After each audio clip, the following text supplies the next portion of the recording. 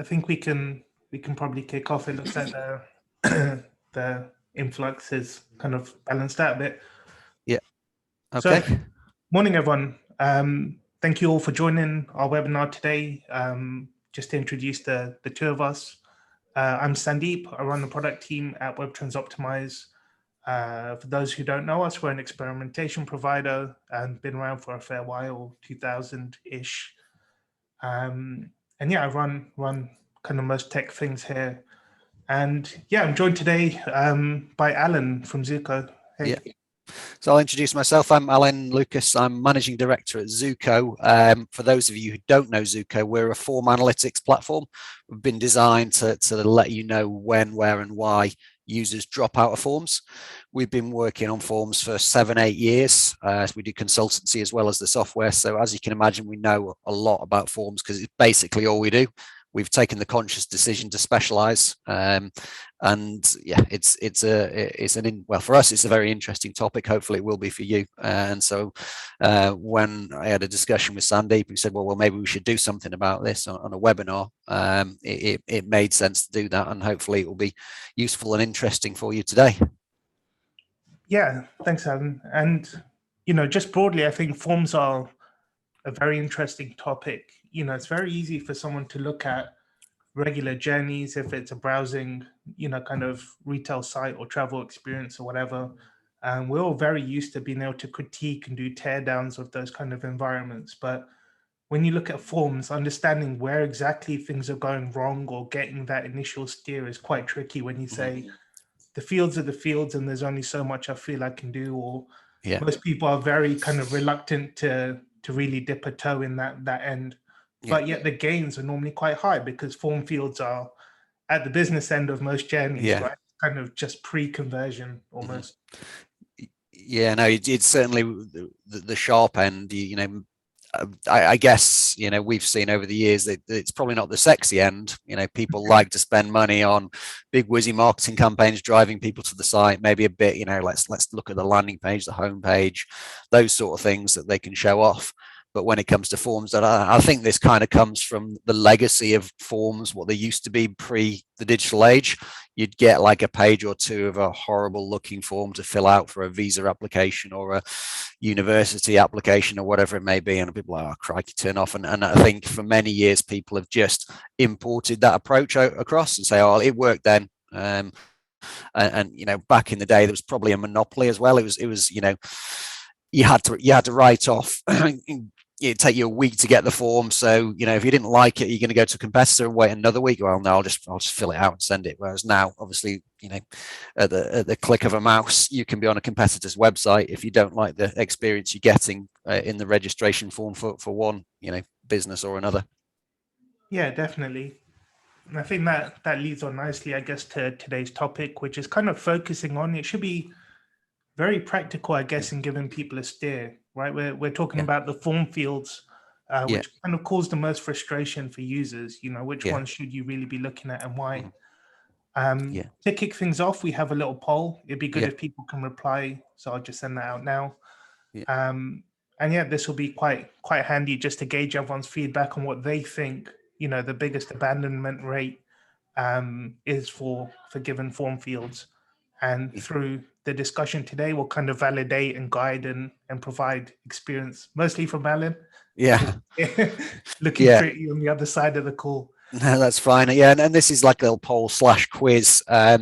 We've got data on, obviously, we have thousands of forms passed through our platform, so we get a lot of data. So what we did was look at sort of 6 of the most common fields that appear on most, if not all, forms, and looked at the abandonment rates, which is the proportion of people who interact with the field type who abandon on it. So typically correlates to the problematic, and obviously it's averaged, it's a mean, so across the piece, so it sort of should hopefully take in the good and the bad and come to some sort of level where we can make comparisons between them. So it's kind of a quiz. If you can just pick the one that you think is the most problematic, and then we'll give you the answer based on our data, at least at the end, and have a little discussion about that. But yeah, if you want to vote, I don't know, you're going to leave it on all the way through, Sandeep, or we're gonna Yeah, wait and we'll leave it close on it for off, most of it and just end it close it off at the end. Yeah. as we near the end of our content for today. Yeah. So yes, you're not going to get the answer just yet. So, but in terms of today, obviously, when we're talking about problematic fields, it's difficult in that obviously every form is different, and some forms or some categories will have certain fields that appear in their forms that you probably can't make a comparison because they don't appear everywhere else. So we might not necessarily get to. There's obviously your highest abandonment rates tend to be on these strange, weird, and wonderful fields, but obviously we can't do that as a whole because it's unique to each form. So what we looked at for this is to look at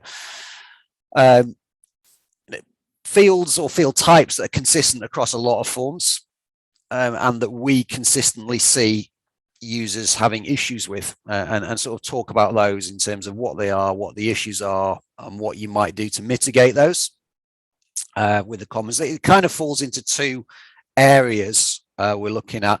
One is that sort of the very specific pieces of information, the fields that appear on most forms, which like the ones in the poll, name, email, password, etc. So we looked at those and said, these happen on most forms. So which of those do people struggle with the most out of those 6 or so? And then also some more broader categories of questions, which are kind of, they may not be an exact question, they'll vary from form to form because they need to do.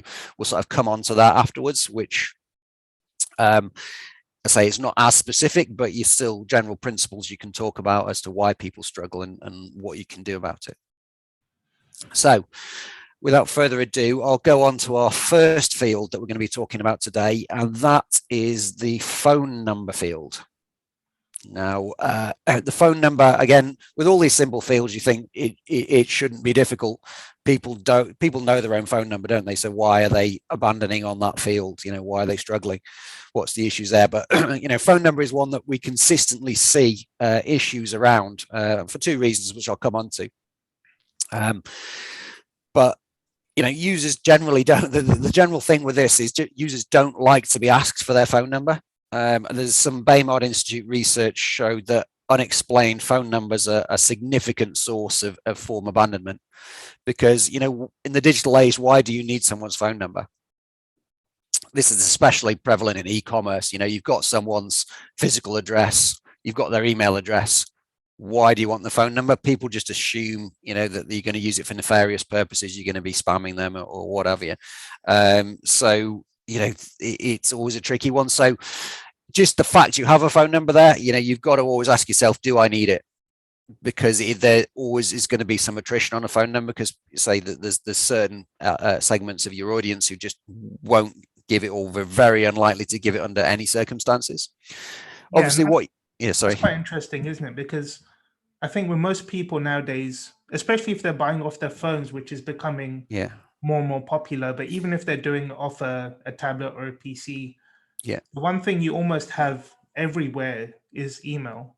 So, if notifications are coming in, if you're getting order confirmations and your order's on its way, it's been shipped, it's been delivered, all these kind of notifications, you will see them come through on your email. Quite often, I think it used to be the case where perhaps people weren't paying as much attention to their emails, that you could say, let's text you with order updates or things like that. But nowadays, I guess people don't really need that, because offering your email out everywhere is very, very commonplace. No, absolutely. And we see it consistently. The big thing is if you absolutely do need the email, you need to explain why. And we've seen this done quite well, because you can promise, with a good copyright, a bit of micro copy, you can make light of it. So, okay, we need this. Maybe it's the delivery driver. Maybe if it's a specialist product, you might need to check, for example, the specifications or whatever it may be. and you can often see, we've seen that will work well, just adding a line of microcopy that just explains why you need it. Should improve the abandonment rate there. So that's, that they're really only your 2 options. You should be either not asking for it or explaining why you want it. And definitely in pretty much 100% of cases, you should always be explaining why you need the phone number, unless it's super obvious. Yeah, and it's interesting how many people get it wrong as well. I was kind of collecting a bunch of screenshots earlier, which I can share with everyone just for a second. Yeah. But, this is a handful of fairly well-used sites, and yet microcopy, as you mentioned, is almost non-existent. We can see it in the first example, which is one of the retailers we work with, and it says phone number for delivery updates, which in itself is probably not that excellent a reason to need a phone number for the reasons mentioned. But certainly with none of the others do you exactly say this is why we're asking for it, despite everyone asking for it, really. No, absolutely. You don't see it that much. And this screen is useful because it also brings me to the second reason that the phone number is a problem, and that's the execution of the phone number. It's the classic field where you build it based on your needs, so the needs of your back end and whatever it may be, rather than the needs of the customer. the user basically, whenever you come to a phone number field, you're not sure how you should do it. Do you include the 0? Do you include a country code? Can you put dashes in? Can you put spaces in? Is that going to break it? You often see this. It's the computer says no. You put in the phone number the way that you might naturally do it. You might have a space, and so I think, with an execution like that, there's so many ways to go wrong. Again, there's another Baymard Institute test. It's quite a good one that they did a test on phone number fields, and they gave instructions as to how to enter the phone number. And they found that 89% of users entered their number differently to the requested format. So it just shows how people, it's not, email, you've obviously got more standardized format, but phone numbers, different conventions all over the world. So that's a lot of unnecessary error messages if you're being overly strict with your validation. And I think the thing here always is, let the user enter it the way they want to enter it and deal it with the back end. And also 90+% of the time, if you're going to be using a phone number, you're going to be having a human operator call someone. And a good thing about humans is they're very good at interpreting, what phone numbers look like. So if someone uses dashes, if they put spaces, if they put the +44 in, it doesn't matter. They can use that themselves. So your phone operators then can do it. So really, the gold standard is if you have to have a phone number, then make sure it's just free text, essentially. It's also very easy to sanitize inputs on the back end and say, let's strip out all special characters and just keep the numbers, which is probably the most important bit. I think we've got a question as well from SR. Also, should it be mandatory, as we see in many places? Well, the tricky one here, because I would say if it's not mandatory, why are you asking for it in the first place? So, if you don't 100% need it. Obviously, people also don't like mandatory fields, so it is kind of a tricky one. Would say probably don't have it if you don't need it, but if it's mandatory, you probably want to make it mandatory. But then actually, obviously, if it's left, you can go around in circles with your thinking. But I would say generally don't have it, and if it's absolutely need it, it might as well be mandatory. Yeah, and the most important point from our world, if we call it that, is to run experiments. Yeah, of course. Test whether things are mandatory. Test what the impact of it would be. So if it's optional by default, and you just stick a little red star, or you say it's mandatory, does that deter people from even trying? If not, then you get a very early indicator of whether or not it should be or whether it's okay to be. Those signs come very easily as well. Yeah, that makes sense. Cool. So I'm obviously conscious of time. I could speak about phone numbers all the time, but we've got to cover a few other areas. So let's move on to the second field, which is the password field, which again we consistently see users struggle with. Sort of and struggle. It's not just that they don't interact with the password field; they interact with it a lot and come back and have issues with the user experience. Yeah, I think quite often we find from password fields, and again we can throw up a few examples just so people can kind of gauge how messy these are. I think when you see these examples, suddenly it springs to mind to say, yes, like to order anything in the world, I must enter a special character, or I can't use a password I've used before, like uppercase with a number. And Yeah, for tech savvy people to do that is one thing. I yeah, always use it might sound quite awful, but I always use my mother as the kind of guinea pig for user experience. yeah, Like how easily would she be able to go and complete these things when it says, use an uppercase letter, and you're like, oh, what is that? How yeah, do I go back? yeah. Yeah, on a phone especially, you just fat fingers pressing the buttons, trying to do it. So that there's all sorts of reasons. I mean, our own research show that across the piece, over 50% of users return to the password field at least once. In all cases, even in the best case, it's 30% of people. So the password field is, because of its very nature, is a big source of user friction. And I think that one of the biggest issues, I mean, let's assume that you have to have a password and you're not using some other solution, which actually you potentially can. But let's assume we have to have a password field. One of the biggest culprits is overly strict requirements. So as you said, it's the special characters, it's the capital letters, it's the numbers. You have to do all this sort of thing. And one of the biggest misconceptions is that complexity drives security. Actually, it's kind of length that's more important. The longer the password, the more entropy you've got, the more combinations you've got if someone wants to brute force and crack it. And it doesn't necessarily matter that, as long as you've got the option for people to enter special characters, then that increases the potential for anyone who wants to crack the password, makes it much more difficult for them. So, but forcing users to do it, to have these complex passwords actually reduces security. There's a number of studies out there, for two reasons.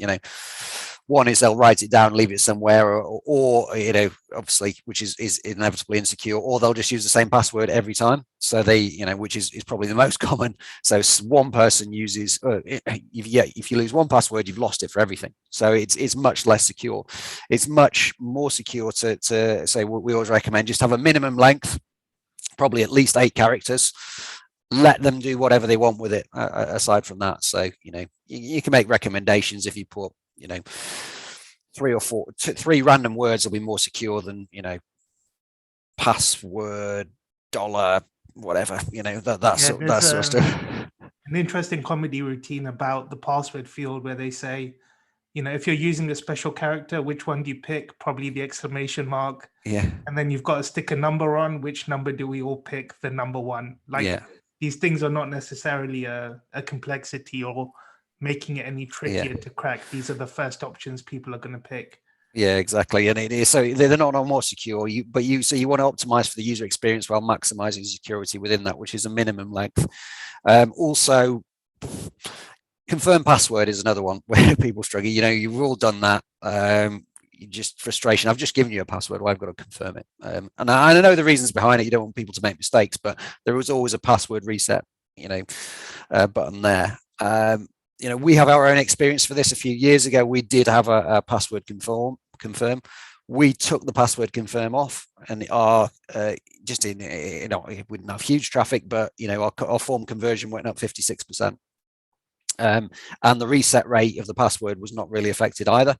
So it's why you again causing that user issue as well. So we don't recommend that. And just an interesting point from Craig in the chat as well. Yeah. Just saying, what is a special character? Yeah. A lot of us will know when we're in this world, and it's these are the things we do with our data. We're supposed to know. Mm-hmm. But for the layman, how are they supposed to know? How special is a special character? Yeah. Mm-hmm. Yeah, and absolutely, and Craig obviously makes the point about it makes it much more insecure because of the reuse of passwords. Can you please share some links to data studies that prove your point, reinforcing special characters, making security less secure? Yeah, we've got that. I mean, I can share some stuff. I won't do it now because I have to root around and find the links, but we've got information there that we can share on that. We do have, if you're interested in forms, we've got an ebook we've written which you can find on Zuko's website, which includes that information. So it's worth just heading that. So yeah, so worth heading there, and we'll share those with the attendees afterwards. But the final point of passwords also is the masked password phenomenon. You know, nowadays, in the days of mobile devices, it's kind of simple if you want security to take your mobile device away. You know, you've not got, I mean, the chances of someone who goes to an internet cafe nowadays, even, you know, at work, is someone going to be stealing your password? Yeah, the phenomenon of masking is solving a yesterday's issue. You know, that said, obviously there's a reason for it, but you must absolutely allow unmasking. You know, we have a saying that unmasking isn't just for Scooby-Doo villains. You know, you need to allow everyone else to do it, because that's where you mess up, especially if you're asking them to confirm password. You know, you know, on mobile, have I done it right, or what have you? You know, there's issues, and people have tried to solve it by, you know, where you have the millisecond where you can see the characters, check what character you put in, but it completely goes against the purpose of security. And also, you know, if you're a dedicated, nefarious person who likes to sneak up on people and steal their passwords, you'll see what keystrokes they're putting in anyway. So it's kind of pointless. We're just making the problems, so the user experience, worse and worse, just because we're ticking a box or solving something. Almost the illusion of security more Yeah, than exactly. Yeah, exactly. No, 100%.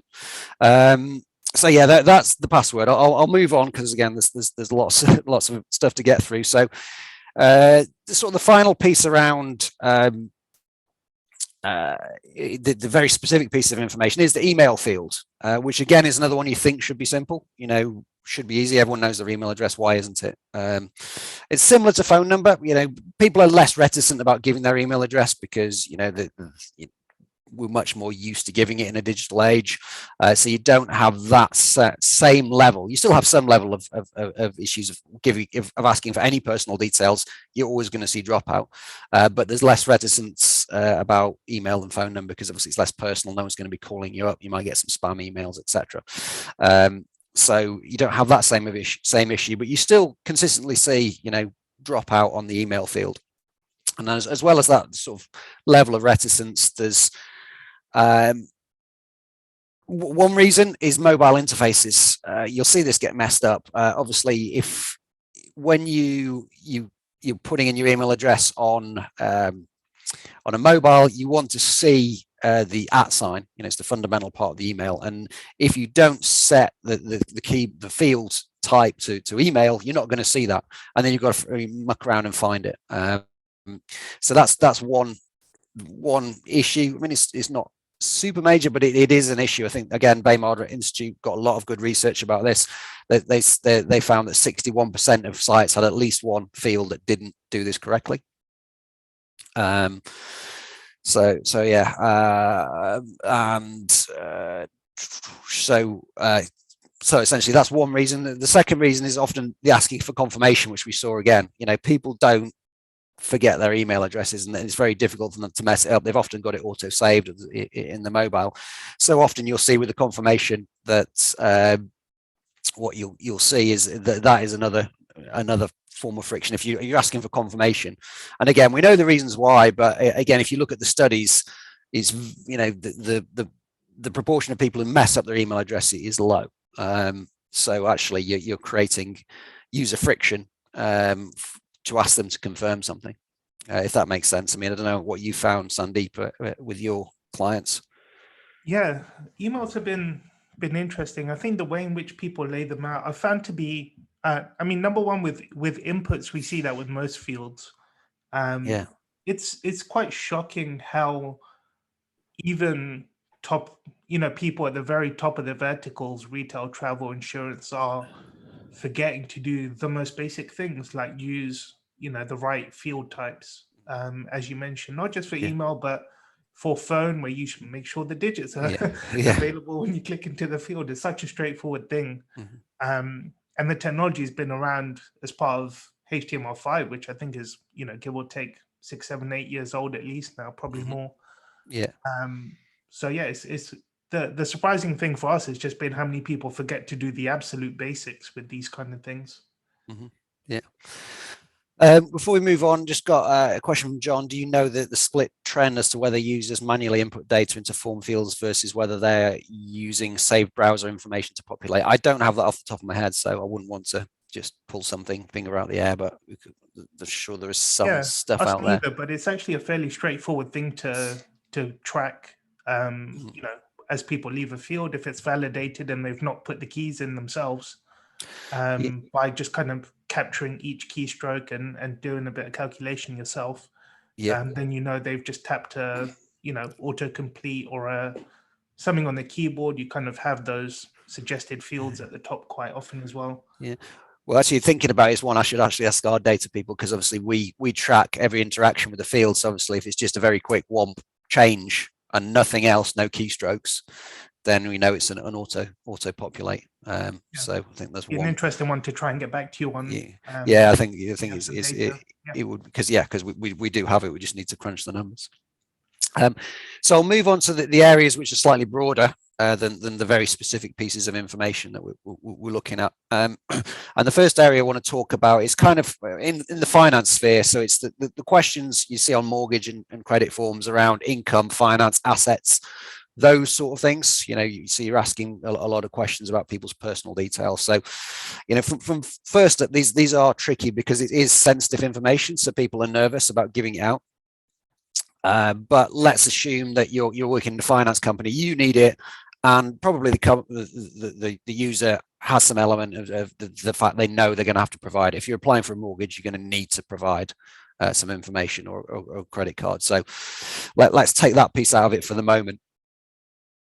So the first problem that users come across often is, okay, what are you actually asking for? People in the financial service, well, in any industry, that they have their own jargon. They understand what gross income is. They understand what net assets is. They understand what APR is. All those sort of things.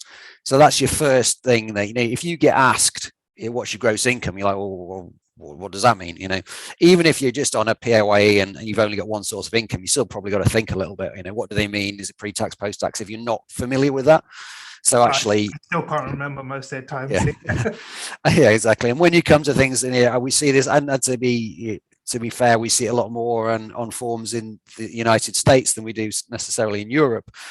Things about net assets and things like that get asked, which just, you know, blow your mind. Well, what do you mean by that? Is it my house? Okay, well, do I take into account my mortgage? What about my car? What about, you know, stocks and shares? Or do I have to calculate the exact price on that day? All that sort of stuff. If you ask these questions, there's always going to be an element of people who are paranoid. They have to get it right to the penny, you know, otherwise you're going to reject them, or, you know, down the line, there's going to be trouble. So what you need to do there is firstly explain, you know, clearly what you're asking for. You know, you don't want to say that tax man effect where they think that they're going to be rejected. You know, some ideas we've seen work quite well are explaining if you have to ask for this information, again, if you don't need to, then don't ask, but you show where they can find it. So an example payslip, what's gross income? Okay, gross income is this number over here, which is what you get, and then here's your net income after tax. Can work quite well if it's a relatively simple thing. Sometimes for credit cards, you don't need that sort of information. Other things you can do, as I say, you know, make sure you do need it. It's not just the marketing department, because sometimes you see these questions asked in a non-financial environment. It's like, okay, well, the marketing people just want to know what, you know, so they can segment and send them emails, whatever, you know, cut that out. You know, if you don't need it, don't use it. Explain, as I said it before, explain.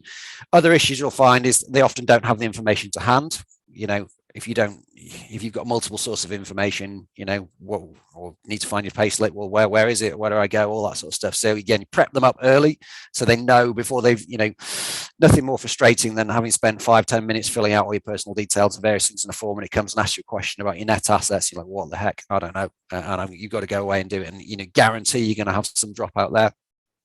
And then the sort of the final point around this is often it's quite effective to use brackets if you can.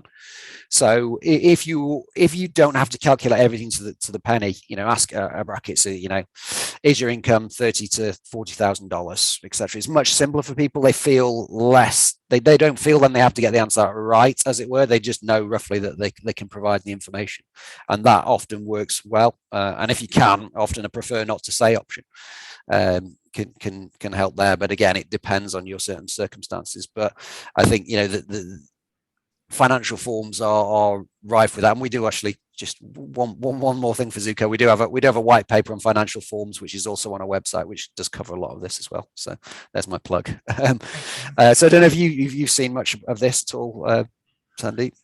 Well, yeah, it's an interesting topic. I think that the before you start kind of section is one that we found interesting, and it's more about the user experience of not being prepared. You know, if you put yourself in that shoe and you say, you know, if the form's a 20-second form to fill out, the pain that would be caused by not knowing something and having to go away and find it is very small. No problem. But then we've also worked with insurers where they have 10, 15 step page forms, you know, a dozen questions on each page. And if you get to step 7, 8, 9 or later, and then in that moment you go, I've got to go off and find something.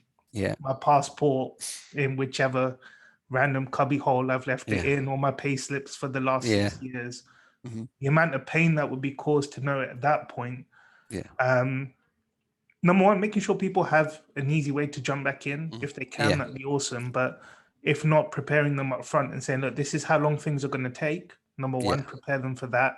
But also make sure you have these things. Go and find them now, because the pain in 15, 20 minutes time when you realize you don't have something crucial is going to be really high. So just being a bit critical and putting yourself in the user's shoes, not for the positive case. It's like, what if they get through? What if they know this? Oh, then they do X, Y, and Z. But it's, what if they don't know? What if they have to go away? You know, kind of that mentality is very useful for the before you start side of things. Definitely. And make damn sure you can save. That's, you know, we've seen it too many times where you get timed out. Someone runs off to even just something to get the passport or their driver's license number or whatever. You got to rummage around for a few minutes because they forgot where they put it. When they came back from holiday, they find it, they come back, they've been timed out. You've lost them. You know, they're not going to try again today if they, you know. So that bit is crucial.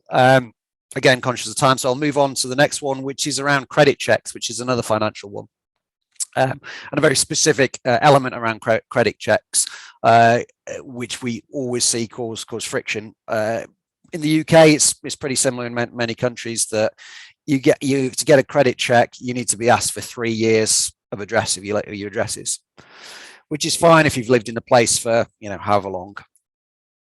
But you're guaranteed to lose a lot of people who can't remember their addresses or dates that they moved, and that's kind of what we talked about before. They go away and they have to try and find it, and eventually they just give up, and you know, they may be timed out, what have you. So it's always a tricky one. That we've got a few tips of this. Obviously, I'm no credit industry expert, so again, I'm taking it as read that you need this information.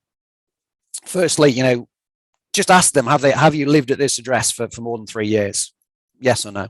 That you'll take out, you know, probably 70 to 80% of people straight away. They've got no problem. I can tick yes.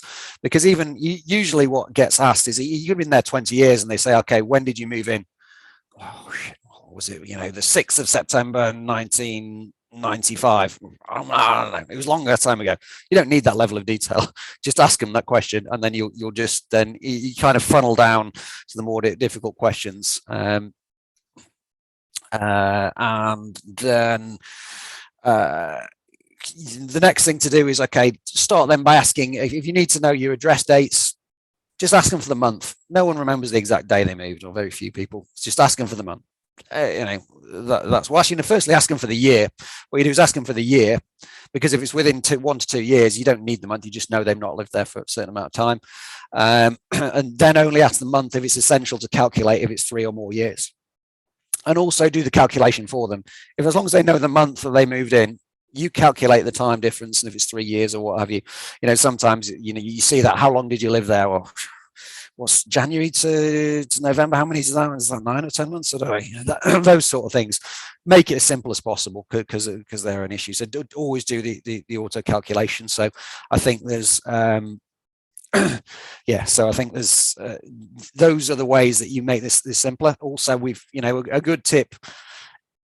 Again, I don't know, you may or may not be able to use this on your forms, but certainly one thing that we do is if you're not sure when and where you lived somewhere, or what your old address was, or whatever it is, people who know more about you are the online retailers. You know, you can go to Amazon, your Amazon account. I can look and see address I lived in Japan 20 years ago. Well, 17 years ago. So I would never remember it, but it's in Amazon. So you can actually. When did I order my welcome mat? So it's a crazy thing. I mean, again, you might be able to prompt someone to do that to kind of reduce some of the friction. So that makes sense. We're getting a lot of questions in, but I think we'll probably just answer those at the end once we've gone through this, I think. Again, conscious of time. So I'll move on to the last one piece of discussion for today is around employment details. Again, you often see this in insurance industries because they want to put you in a box to insure you and say what you do, because, you know, fruit pickers are higher risk than secretaries or whatever it may be. So you have this issue. And again, I don't claim to be an insurance expert. Do you really need this information? I'm assuming that you do. But if you go to a job picker on a website, try and put your exact job title in and see what comes back with. You're probably most of the time going to get a big red message saying no. So I often put in things like CRO consultant. And even industries, when you're looking at an industry, you can put in technology, and sometimes, it's not there. Again, we're very, very strange that even like developer, software engineer, these things don't show up. And yet, as a modern job, it's very normal for people to lean towards these kind of things. It's quite interesting just to stay on top of what modern jobs even look like. I guess what's the name is your broader point. Exactly. So there's again it suffers from the issue where people are paranoid, particularly it's insurance. You know, if I give you the incorrect answer now, my house burns down, you're just not going to pay me. You know, there's that super paranoid thing, and I know that's not necessarily the case, but it doesn't stop people thinking it. So it's always a tricky one because how do you do this that solves for the user but also gives you what you need? There's some sort of solutions that we look at in descending order of preference. Again, as ever, do you really need this information now? Can you just get the lead and then ask for the information later? May or may not be the case, but you should always consider that. Second one is, okay, let them put their job title industry in as free text based on what they know, and get your back end to sort that out with AI, which again is not out with the realms of possibility given technology nowadays. Sometimes, obviously, in the short term, that might not be possible. So, okay, well, what can you do? So what we have seen work quite well is a smart search function. So rather than just being a text function where it matches on letters, okay, say you put in digital, it drops down all the possibilities that the AI has collated around that word digital. So in various tech and IT jobs, it gives you these are your options. Again, we don't like you forcing the user into something that might not necessarily feel right to them, but it's a better experience than that. And kind of then you probably would do a search on letters. And then last one, which is pretty horrible, and I feel dirty saying it, but sometimes it might be better just for conversion purposes, is a long list drop down where you just say, okay, here's your 20 choices, pick the one that's closest, which again, I do not recommend that, but sometimes it's better than leaving the user hanging. At least they'll give you an answer and move on for your conversion purposes. So if that makes sense. There's an interesting technique you mentioned there as well, which I've seen around passwords, where if you understand it's a massive frustration point, a lot of people say, we're going to defer you setting a password until after you purchase. So first purchase, they say, right, set your password so we can make an account for you and do all these things. But let's not let it get in the way of you actually making a purchase, which is the key thing we want from you. Yeah, exactly. And I think with insurance, often what you see, insurance works the opposite way to many forms. Often we say ask people for easy information first, and it sucks them in, and they're more likely to convert the form. In insurance, sometimes it's the opposite. People don't want to come in and give you personal information when they don't know what your price is. They just want to know what get the quote is, and then if they like the quote, they'll give you the personal information. So you flip it around and ask them, a quick quote. So you might just get a ballpark figure, and then you can ask later these more specific questions before you confirm it, depending on how it goes.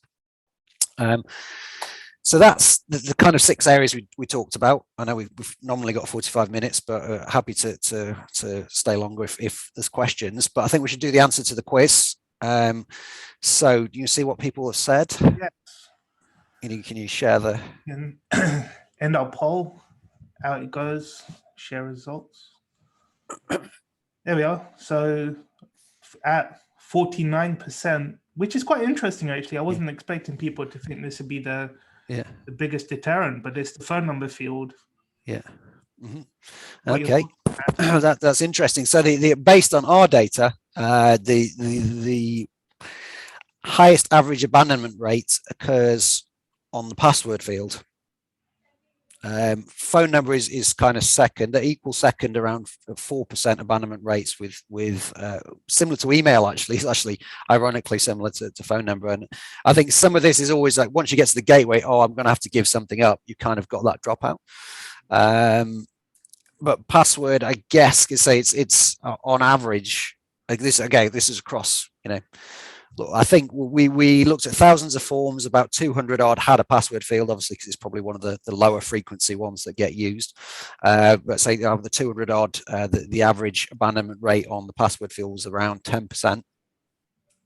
There is obviously good and bad within that. But I think, again, it probably comes to the piece, okay, this is the bit you've got to commit, as well as the executional issues you've got around a password that we talked about. It's like, okay, you've got to commit. So sometimes people just go in and go, forget it, I'm done. I'm not, in e-commerce, you see that, you say, I've got to create an account.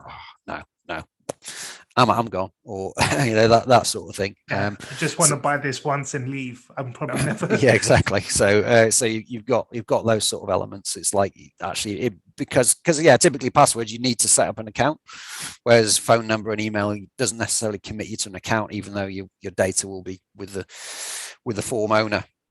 So I think there's that reason, as well as, say, horrible user experiences in certain cases as well. So that's based on our data from across 1,000 forms, of which 200 odd had the password field.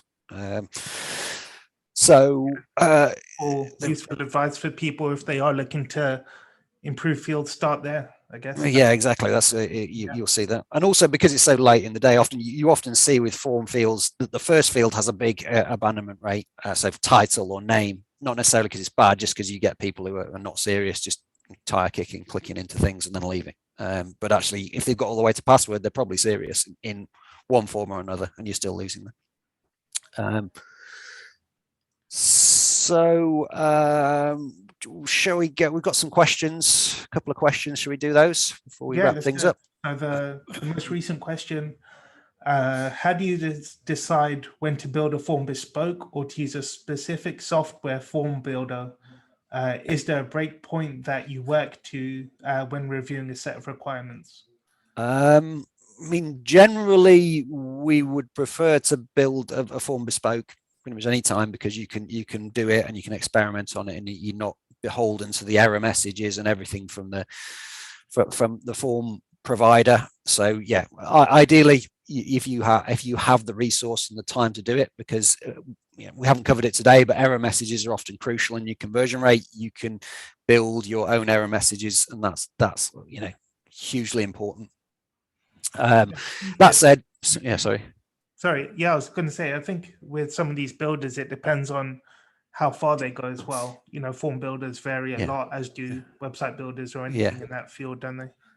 Yeah, no, definitely. So you've got to look at that. I mean, obviously, if you're just looking to put a quick contact form on your website and you're just asking for name and email and a bit of text, you may just be better off picking a HubSpot or a WordPress or what have you.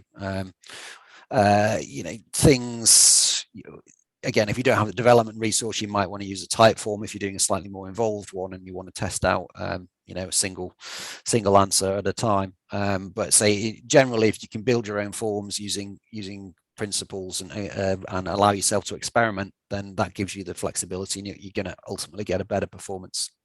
Certainly anyone who's got any sort of complex form should be building it themselves. Yeah, I think the biggest thing we've seen is just access. Wherever you build the form, doesn't matter as much as how much access you have to the form. Yeah. If the elements are on somebody else's domain and it's a little iframe and you're just sending your details straight to somewhere else, you have no control over how it looks, how it functions, anything, which makes running experiments, learning things, almost impossible. But if the elements are actually on the page and they're not hosted somewhere else, then you get to track things, you get to learn things, you get to experiment. And that's roughly the line I draw to decide whether I go in one direction or another. Yeah, no, certainly, because it gives you that flexibility. I mean, we've tested out various different form providers, and you come into issues because you have so little control over the visual aspects. Often would see, we had a red background and obviously red error messages, then you couldn't be seen at all. So we had to change our on-site just to test it out. It's funny, but yeah. Cool. Sorry, Clive said, thank you, that's interesting, especially consuming postcode APIs into Bespoke makes sense. Yeah, absolutely. We've got a couple of other questions. I think Matt's saying, can we measure benefit of I am a human part to forms? I'm assuming this is capture. Is that right, Matt, if you're still there?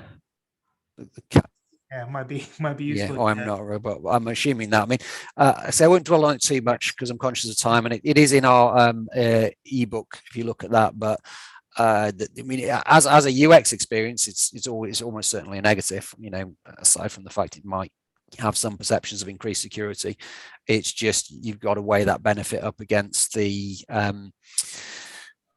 results if you truly are getting lots of spam signups and that is clogging up your back end or anything like that. So it's something you'd have to balance yourself. So yeah, but have a look in the ebook as well. Cool. Yeah, I think with some of these as well, I don't mind hanging back for another 5 minutes or so to no problem. talk through some of them. But we will try and get some of these questions, perhaps on LinkedIn as well, and we'll try and include you in the post as well, just so we can have a more public conversation. We are kind of approaching 45-50 minutes in. Yeah. Yeah. Do you want to pick any questions to talk about or? Yeah, we can press on. I think there's an interesting one around accessibility, where what's the most accessible way of denoting a mandatory field. The way in which we've seen them done, I think, varies so much.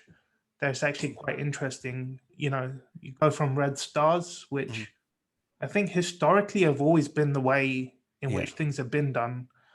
But in terms of people who don't really understand what these things mean, screen readers, especially, we found, the lack of text sometimes is not very, very handy when all you do is stick a red star on the end of a field and assume people understand what it means. We've seen a lot of kind of placeholder text, for example, which is very descriptive, very useful at times. So where things are optional, saying this is optional, those kind of things as you're reading a page, which is what everyone does, especially with forms, understanding what the field is, and then, next to it or in the field saying, this is optional, this is not. And even a description of the type of input you're expecting. If it's an email prompting people to say, this is the type of format we're expecting, all those things I think go a long way. Yeah, no, definitely. And I think we're kind of seeing a little move away from the star, although it's still used a lot. But, we've seen forms, sometimes people put a star and then they use the asterisk to refer to a line of microcopy later, so it's confusing. And also sometimes it refers to optional as well. If most of the fields are mandatory, then a star sometimes denotes optional. So I think, you can just add that little small bit of micro text, even though it might not look as good from your designer point of view, it probably will, save you a bit of pain as you go through it. Anything else you want to pick out? I I think there are a few things just looking at studies, data, those kind of things. We'll do our best to pick up afterwards. If there are things that we can share online, then it's kind of an easier field to get stuff out to. Questions about ebooks, studies, data, all these kind of things. The chat will be saved after a session, so Alan and I will look back over it and get out. I'll just give the ebook guide link now, because there's been a few people asking about it. So if you want to go straight to it, well, I should tell you what, I'll send a link to all our guides, and then you can pick which one you want to take from it now. So hopefully this is going to work. So there's you can have a look there. So if anyone wants to jump straight away and have a look at those, you can do. Excellent. And I think not to hold people on for much longer. I think hearing us talk for 45, 50 minutes is probably plenty for anyone's day or for their week. No, so but I mean, I've got an open invitation. If anyone on LinkedIn's probably the easiest way to get hold of me. Just ping me on LinkedIn and I'll answer, or you can go alan@zuko.io. But it might take a little longer to get back to you. Yeah, and I think as you exit the webinar, you'll be taken to a little page with Zuko's details on them as well. You can get in touch with them through us, have a browse around our site as well. And there'll be a few things to do afterwards as well if you'd like to kind of stick around, have a browse, learn more of the various things Alan has to share. Oh, I think I might have accidentally sent, not to everyone, done the host and panelists. So that went out to all the panelists. There we are. Yeah, sorry. There we go. So you should have that now. Excellent. Cool. Right. Well, thank you everyone for attending. I think we'll get this out on YouTube and LinkedIn as well. So if there are bits that you managed to miss, if you're late or you had to, well, if you've dipped out early, you're probably not hearing this. But we'll make sure we get as much content shared afterwards as well.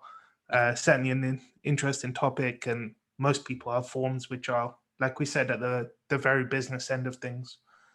So getting them right and improving them kind of quite commonly has a direct impact on things. Thanks everyone today. Hope you found it useful. Say any form related questions, feel free to come through to us. Excellent. Right. Take care, everyone. Thank you. The rest of your week. Bye.